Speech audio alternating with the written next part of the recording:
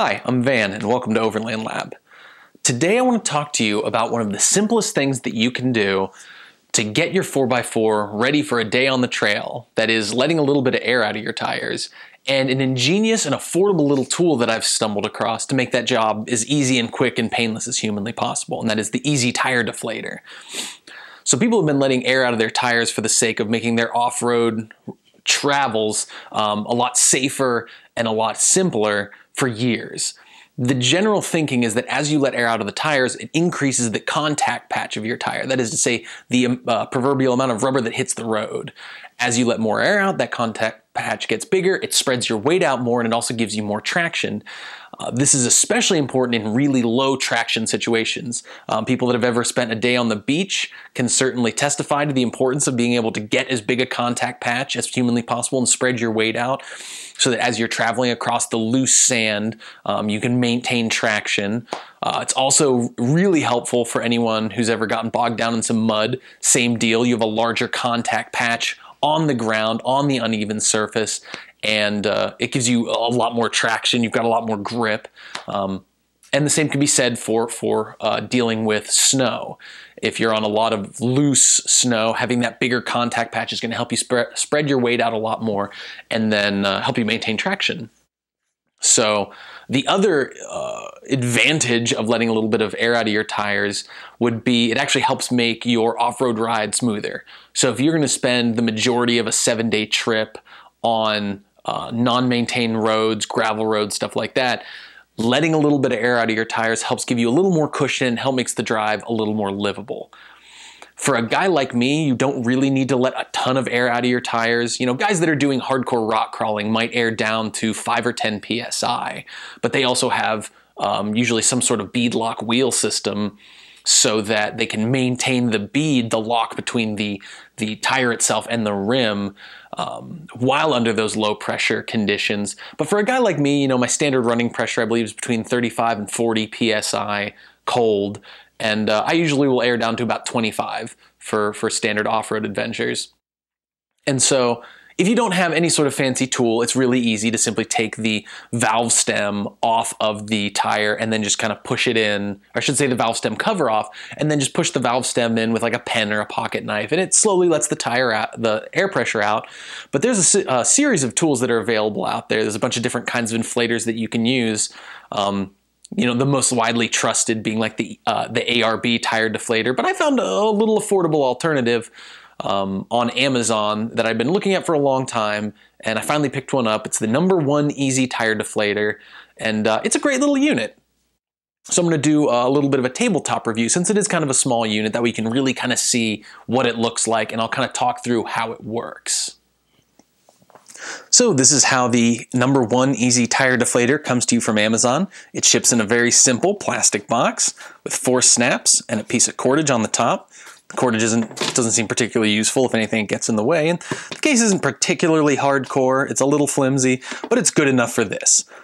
Once you undo the snaps and open it up, the inside of the case is foam lined to actually protect the unit. So it's nice that you do have this case. You know, this is a nice case to be able to throw in a drawer, in a glove compartment or something like this. And then this is the actual unit itself. It's a relatively straightforward piece of equipment to use. You know, it's got your 70 PSI, up to 70 PSI tire pressure gauge. This is the relief valve. So, you know, once you've let out the pressure and you're checking your tire pressure again, you want to make sure you release the air from the previous usage because it maintains the previous PSI reading on there for a little bit. And before you start using it, you want to make sure that this sliding chuck slides the whole way forward like that. That ensures that once you initially put this unit on, air doesn't immediately begin escaping from the tire deflator. Then you're going to remove your valve stem cover, and using this knurled knob, you thread this unit onto the valve stem itself. Once it's fully engaged, you can look at your tire pressure regulator. It'll read the current pressure of the tire, and then as soon as you're done, give it a quick little poke to let the air out. And then you're going to use this knob, the second knurled knob, to actually remove the valve stem. As you can see here, the inside of that looks an awful lot like a valve stem removal tool because that's exactly what you're going to be doing. So what you do is using this knob, you very carefully remove the valve stem from inside of the the tire pressure valve. Once you've got it completely threaded out, you can slide this back and the valve stem comes completely out of the way. Now when you look at your tire pressure, you let a little bit release, you can again see your tire pressure, and then when you slide this chuck back, the air is going to come rushing out of the tire very quickly. I believe I can air down my 285/70/17 Duratrax from 35 to 25 psi in I think about 30 or 45 seconds. It's really, really quick. And then whenever you close this chuck, let the air out of the gauge again, and then you can get your new tire pressure reading so that you're not having to take this unit off and put it back on every time you want to check your tire pressure. So it's kind of a great one-stop shop.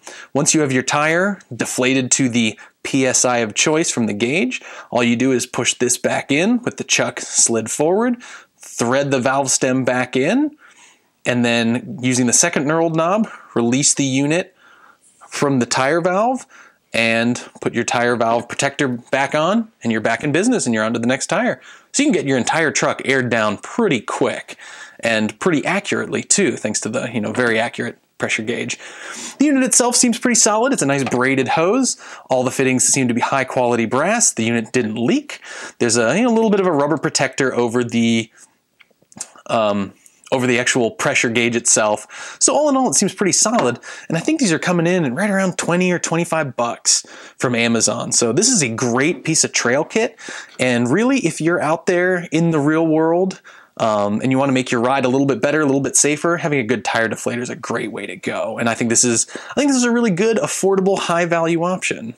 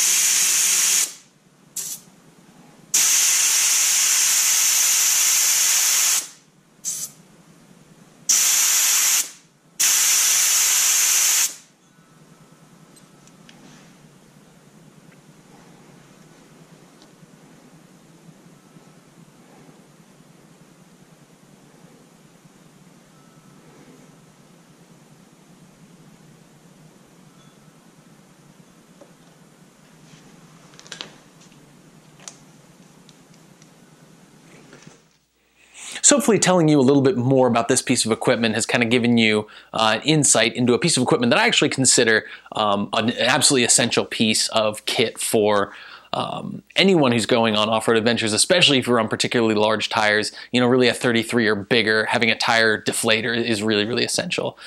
Now, of course, that's only half of the story, because sooner or later, you're gonna have to leave your trail and get back on the pavement, and running tires at low pressure is just not great for them on the highway because it causes them to wear out prematurely. So the second half of having a good tire deflator is actually having a way to put air back in your tires. If you're lucky enough to run near a gas station, often they have a coin-operated system, or some have it for free. I know a lot of the local gas stations around here do. But having an onboard system for that, it can be really, really helpful. So I will talk about that in another video. I've got a little DIY project that I'm excited to show you guys about. I'm putting the finishing touches on it now. I'll test it out a little bit, and that'll probably be one of the next videos you'll see from us. So thanks for listening in. If you have not already, please do subscribe to Overland Lab. Follow us on Instagram. I try to keep that posted regularly.